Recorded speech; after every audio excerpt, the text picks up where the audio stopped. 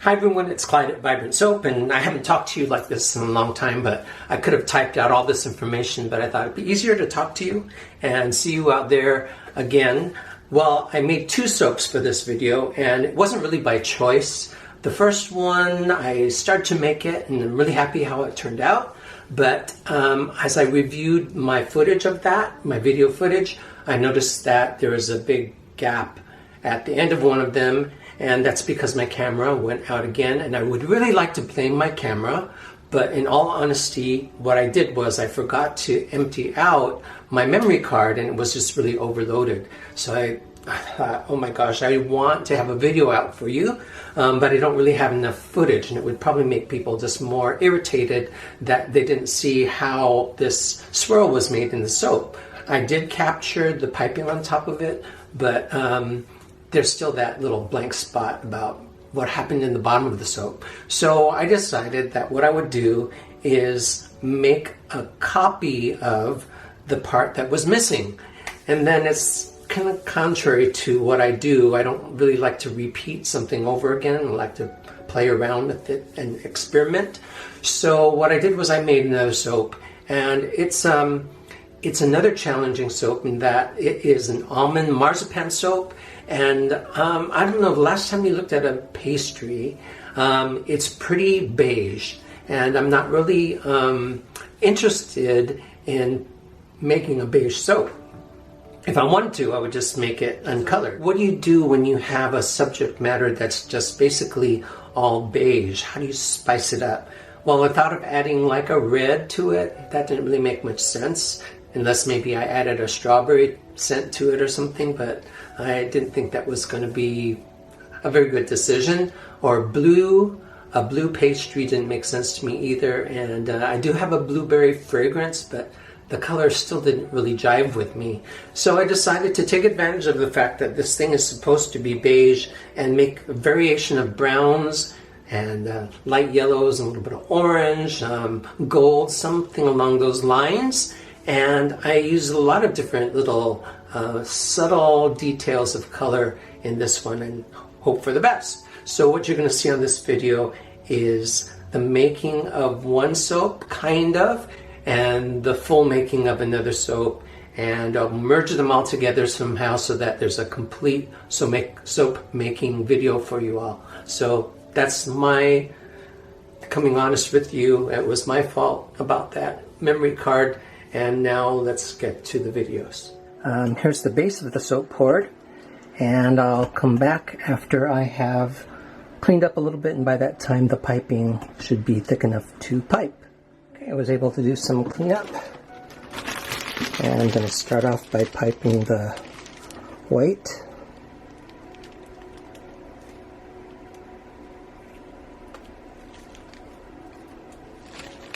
They're really shaped like Gardenia too. How can we get you to see?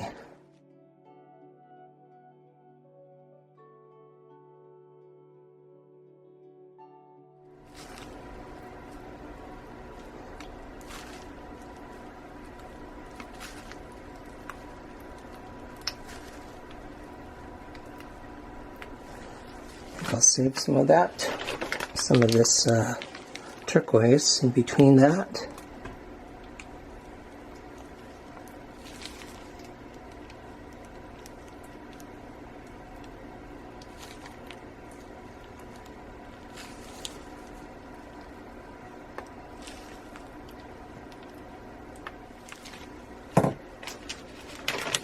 Pink. Still want some of that turquoise to show.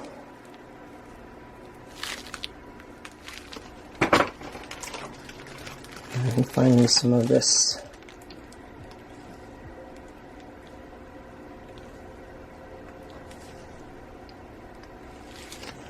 I don't mind getting some of this on the pink, as long as I don't hide the texture or the color.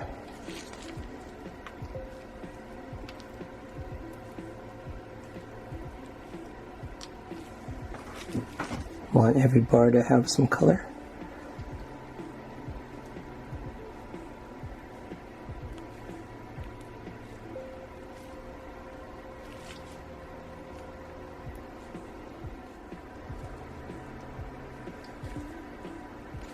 And saved enough white to get a nice gardenia-like flower on the top.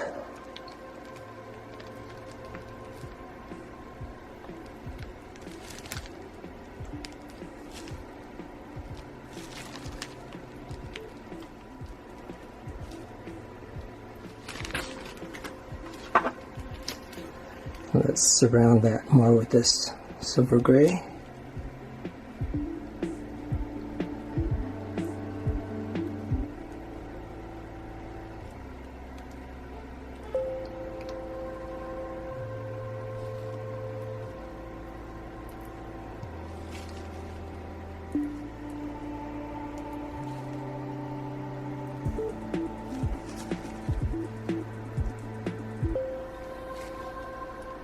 There, and I think this one needs a little glitter.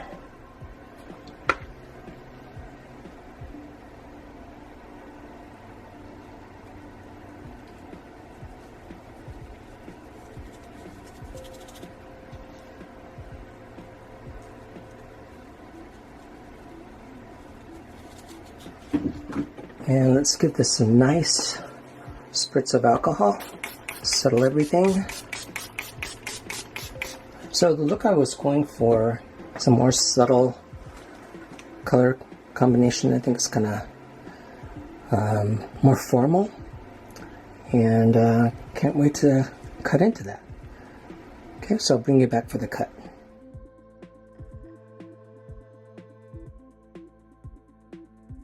Okay, I'm ready to cut this. I think the camera turned off again while I was pouring the base, but it was a drop swirl, and you know what drop swirls are all about. Just pour the colors in, and yeah, it's driving me nuts, this camera, but most of the video I think came out. So there's the drop pour, and did a little bit of a spoon swirl on the top as well. And you notice the colors are a little different. That's because I wanted it a little more pastel. I wanted the soaps to look a little different, but still have some colors. So, having fun with the piping and still learning. The way to learn is to just jump in and do a lot. So I'm trying to focus in on clarity of each type of piping and not making so much soap that when I pipe I just cover over other parts of the previously done piping. So it's a big talent, and I really admire the people that really do it well. I just got it in me to try something a little new and move ahead with some different types of designs. So those colors really look nice. I wanted that really light turquoise, so I got that by adding some titanium dioxide to a really deep and beautiful turquoise mica.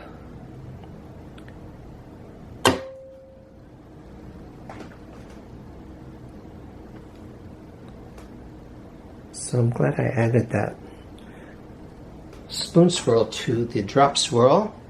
So you saw, I hope, that the camera picked up when I was preparing the soap for the pour, that the soap started to thicken as floral fragrances often do. This wasn't supposed to accelerate, but a lot of conditions can change how the soap behaves.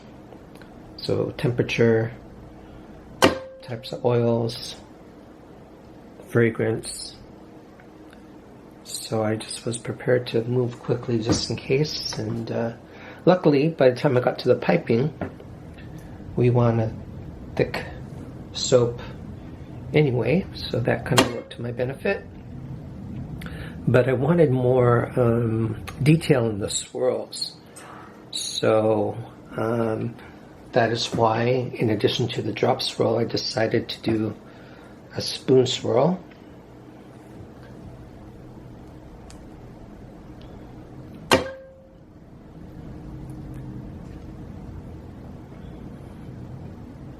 And I definitely wanted to do some of the white piping at the very last part so that I would get this gardenia looking white piping on top.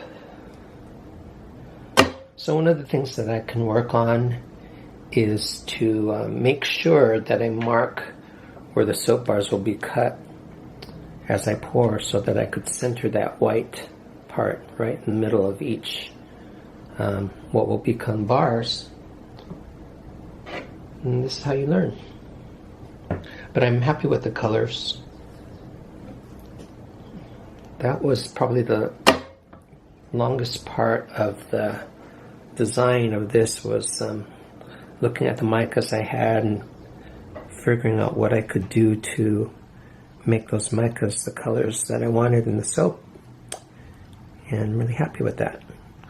I'm really liking this. The first time that I used this mica, and you see that I listed the micas as I always do and where I got them within the video, and it's called silver, but it's just a really silver blue. It's a beautiful color.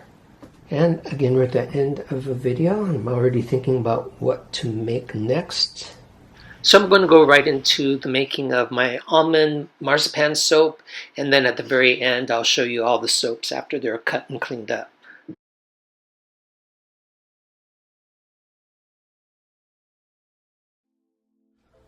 Okay, for this one I'm going to be soaping at about 74 degrees.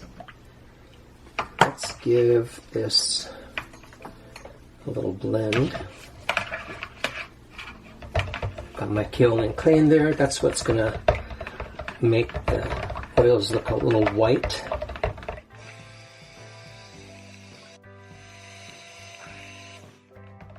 Doesn't that look good? Okay, so let's see. I think we're ready for the lye solution. Let's get this out of the way. I've got a bunch of colors. I'm kind of shooting for subtlety here, but want to bring the idea of marzipan to life, which is a little difficult to do because it's basically a bunch of beige, but I'm going to take some artistic license and make this into some rich browns and golds with some bright white to lighten it up.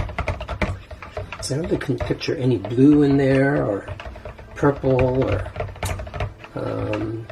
almonds are kind of boring color-wise, but we're going to challenge ourselves. So here's the lye solution poured on the rod of the blender.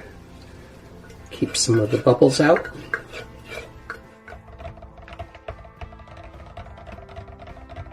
Okay, so let's, how about if we blend this a little to emulsification. I may as well get the almond marzipan fragrance in there too.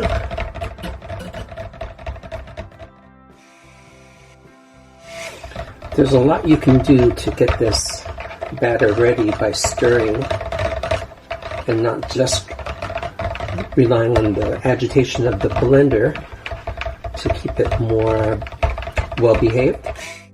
Okay, so let's get this going. Once again, doing some piping. The only thing I don't really love about piping is the amount of cleanup, but it's kind of worth it. That's going to be for my white. This one is, there's so many colors here, something called Rapunzel. It's a really subtle golden yellow. And this one is Sugar and Spice and Gold Enigma.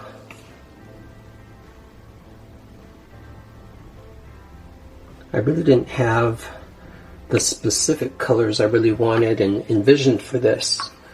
So I thought about what micas I could mix together to get this thing looking the way I want it to. This is a burgundy amber with some shimmer gold, so that brown isn't too dark. This is just shimmer gold. Bring some light into the design. And the rest of this is going to be, that's for my drizzle. It's going to be this clementine pop for a little orangey look with lustrous brown and something called honey blush. So let's see, we might have to adjust this one because I mixed only a little bit because I'm relying on the color of the soap batter to keep it a little bit on the lighter side. Let's see how that looks. Okay, that's good. And that's going to cure to something a little bit lighter. That could have been a little bit more light, so I'm going to add a little bit of my titanium dioxide to that.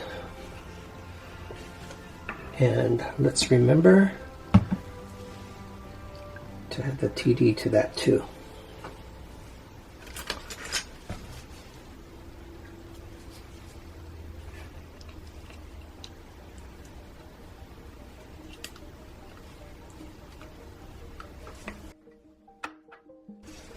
Okay, we're ready to blend. Start with this bigger amount.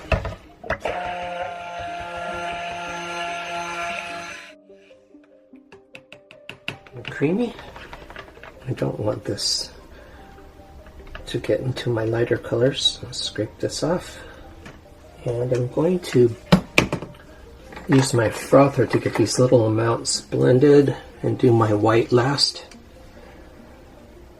Because titanium dioxide is pretty absorbent, which makes that part of the soap more thick more quickly. At least that's what I found. This looks really nice. This is that mix of sugar and spice and gold enigma.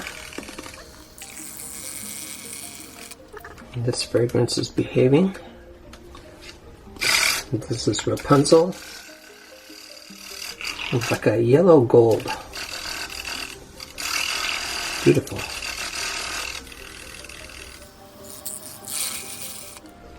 This is my shimmer gold.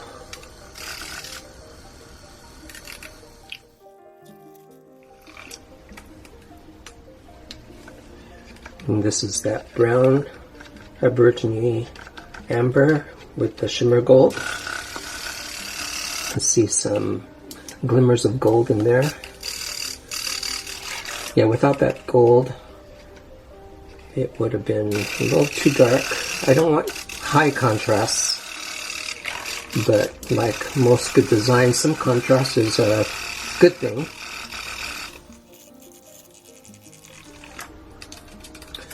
Okay, so those small amounts are ready to go. Okay, let's get this white blended and we can get going.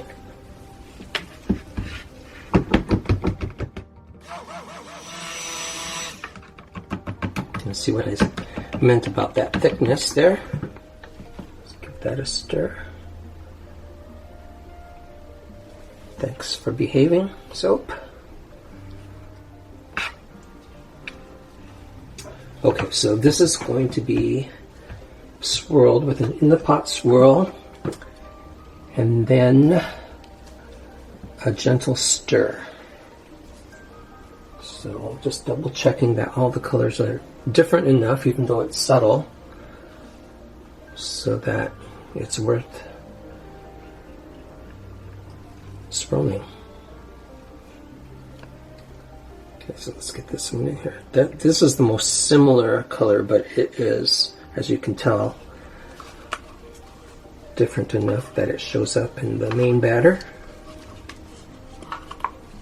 There's a lot you can do as you're in your soaping routine that your eyes can catch. This is that Rapunzel. That's a beautiful color. So I can picture all these colors in small amounts in a marzipan or something made into marzipan.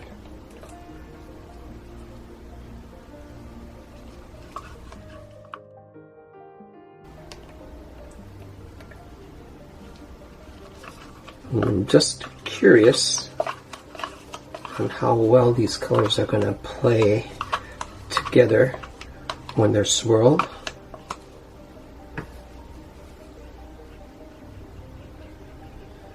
But the nice thing about colors when you're doing something subtle and all the colors being similar is that I can mix quite a bit without anything turning to mud. That's worth a picture right there. I love that. Finally, some of this white. I'm going to pour from above the batter a little more. I want this to go in deep. Just a little bit. Because the rest is going to be my piping. Alright, I'm going to cut through this.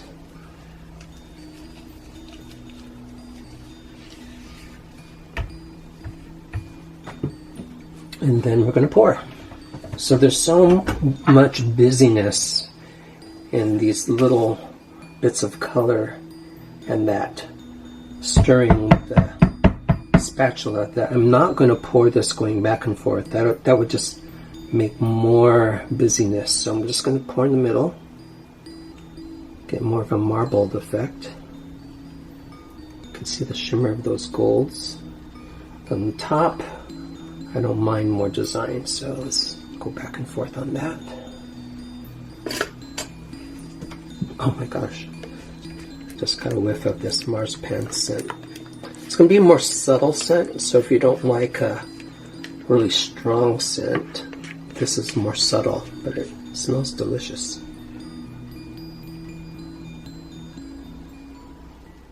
Soap's really behaving. This is going to be interesting to cut into, isn't it? Okay, so I'm going to let that set up a little bit as I prepare my piping. And I ran out of piping bags, so I'm just going to use a baggie.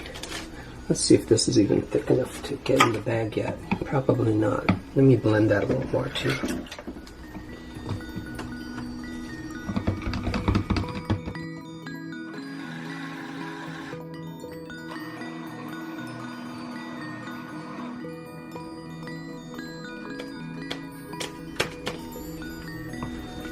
I'm going to give this a stir every once in a while as I check up on it. It's holding a peak right now, but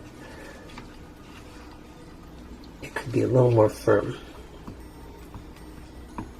So let's wait on that, and I'll bring you back for the piping. Okay, so I got a lot of the cleanup done as this thickened up. So I'm going to fill this.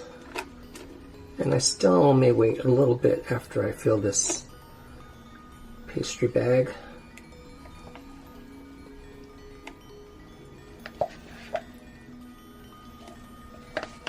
I think this fragrance actually slows down trace a little bit too, which is nice.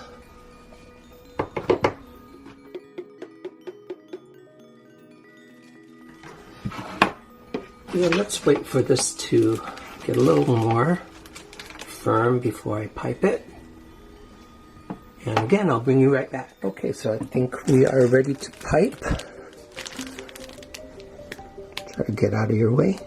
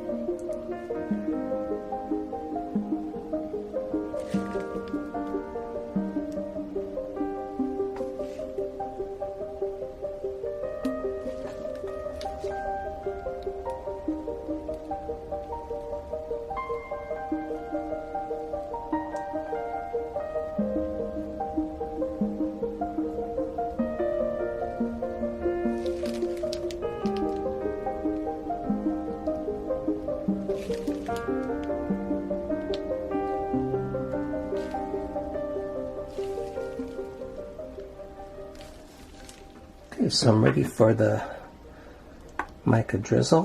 I'm going to use a pipette this time. I have more of a control of where this gold is going to be. I don't think I want them right on the tips of these little Hershey Kisses. And that's because the curing soap is very thirsty for oils, and it will leave a little pock mark on the soap. So I just really want it between these little dollops to add some lightness. I can't really aim well with these drizzles with a spoon like I usually do.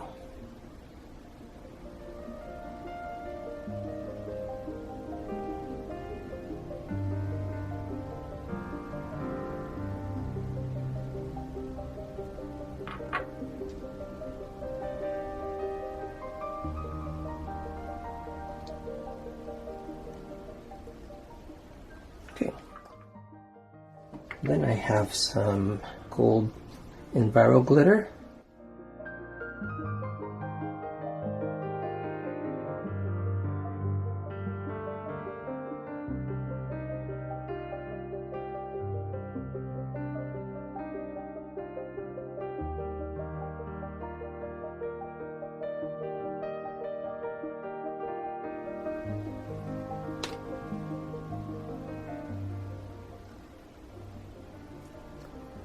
But it looks cool. As I'm getting this on there, I just want to say, if you're mixing dry micas, it might be a good idea to wear a mask. I've been doing that for years because I noticed in my lighting these little particles of micas and glitters are just really floating in the air, and you don't really want that in your lungs. Once it's mixed with the oils, it's not airborne. So just be careful. You probably won't know the effects until it's too late, so you don't want that in your lungs. And I'm adding just a little bit more of a shiny Enviro glitter, just to brighten the top up. Remember, this soap needs all the brightness it can put up with because it's basically a beige and brown soap. Okay, so there it is, and we'll bring you back for the cut.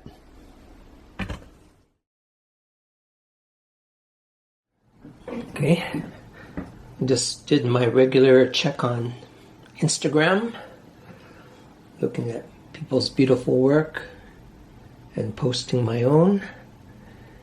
I also post some of my cooking, and someone pointed out that maybe the inspiration for the top of this was due to the lemon meringue pie we recently made. Oh, this smells good.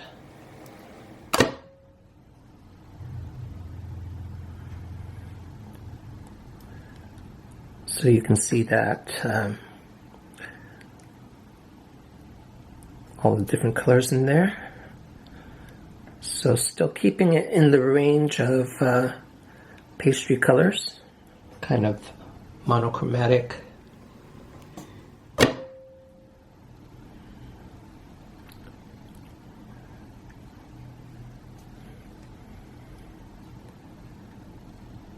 So, as you saw in my intro, sometimes the camera is a mystery.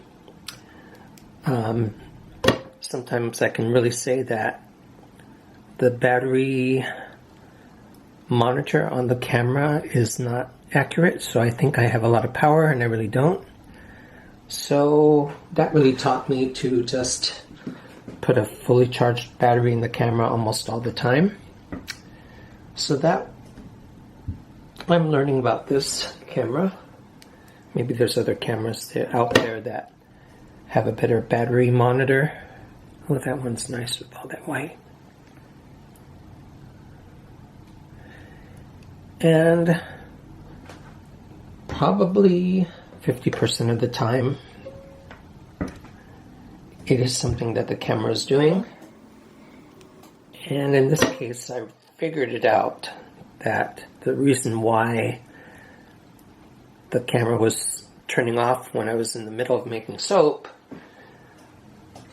at least this last time, was because I didn't empty out my memory card. My memory card holds a lot of information, so it kind of spoils me to just really not worry about it enough to change or delete old files. And that's what happened in the making of the Gardenia Romántica that's also in this video. So aggravating though. So many things to remember.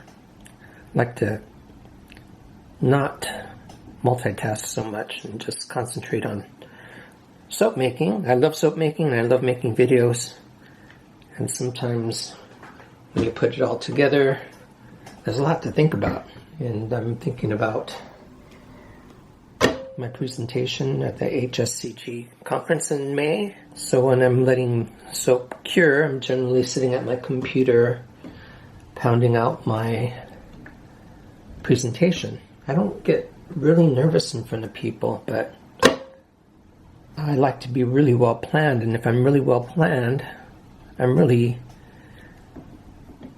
a ham on stage. I just really enjoy the presentation process and interacting with people, but only if I'm really well prepared. So I want to get that presentation, which has been pretty complex this time. I want to get that done well enough that I can kind of rehearse it in my head so that I do a good job. And I hope I see some of you there. It's in Kansas City, Missouri this year. And that brings us to the end of this soaps video. I hope you like the 2-for-1 today.